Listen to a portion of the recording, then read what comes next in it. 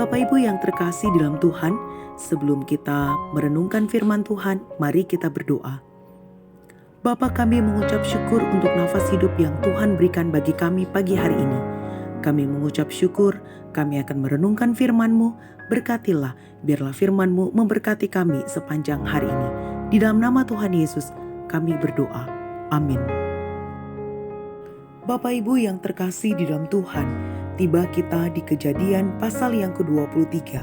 Saya akan membaca ayat yang pertama dan ayatnya yang kedua. Sarah hidup 127 tahun lamanya, itulah umur Sarah. Kemudian matilah Sarah di Kiryat Arba, yaitu Hebron, di tanah Kanaan. Lalu Abraham datang meratapi dan menangisinya. Bapak Ibu Saudara yang terkasih di dalam Tuhan, Kejadian pasal 23 di bawah perikop Sarah mati dan dikuburkan. Di ayat yang pertama dan yang kedua, kesedihan dialami oleh Abraham. Dia kehilangan pendamping hidupnya yang dia sangat kasihi, yaitu Sarah istrinya. 127 tahun Sarah menutup usia. Kesedihan yang sangat amat dalam yang dirasakan oleh Abraham. Dengan kesedihan Abraham, dia ingin mencari tempat yang terbaik untuk istrinya dikuburkan. Ayat 5 dan 6, Bani Het menawari tempat untuk Sarah dikuburkan. Tetapi Abraham lebih memilih tempat di Gua Makpela.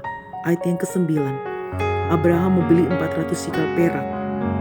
Membeli ladang, gua, dan seluruh tanah dibeli oleh Abraham di Makpela.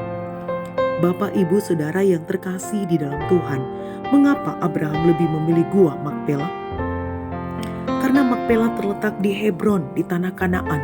Ayat yang ke-19, Abraham tahu tanah Kanaan adalah tanah yang dijanjikan oleh Allah kepadanya. Abraham punya iman bahwa tanah Kanaan adalah tanah yang Allah pasti berikan kepadanya. Oleh sebab itu, Abraham menguburkan istrinya di tanah Kanaan, karena di tanah itulah janji Allah diberikan kepada Abraham. Bapak, Ibu, Saudara yang terkasih di dalam Tuhan, pelajaran apakah yang kita peroleh dari kisah ini? Kita dapat belajar dari iman Abraham. Walaupun Abraham belum memperoleh, tetapi dia tahu pasti bahwa Allah memberikan tanah perjanjian itu kepadanya.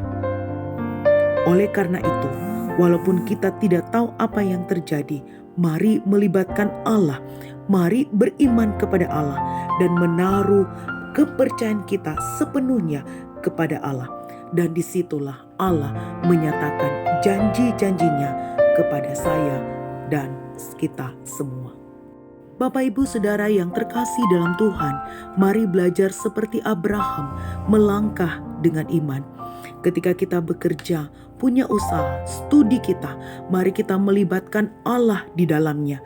Mari kita menaruh iman kita kepada Allah dan menaruh hidup kita seluruhnya kepada Allah. Dan kita akan melihat janji-janji Allah dinyatakan juga kepada kita, orang-orang yang percaya kepadanya. Baik itu janji penyertaan, janji berkat-berkat Tuhan, dan janji penjagaan, kekuatan dinyatakan buat saya dan saudara. Terlebih ketika kita menjalani sepanjang hari ini di dalam pertolongan Tuhan. Tuhan memberkati kita semua. Mari kita berdoa. Kami mengucap syukur untuk firman-Mu pagi hari ini. Biarlah firman-Mu kembali menguatkan kami dan memperlihatkan kepada kami bahwa janji Allah tetap berlaku dulu, sekarang, dan selama-lamanya kepada setiap orang yang percaya kepada-Mu. Di dalam nama Tuhan Yesus kami berdoa. Amin.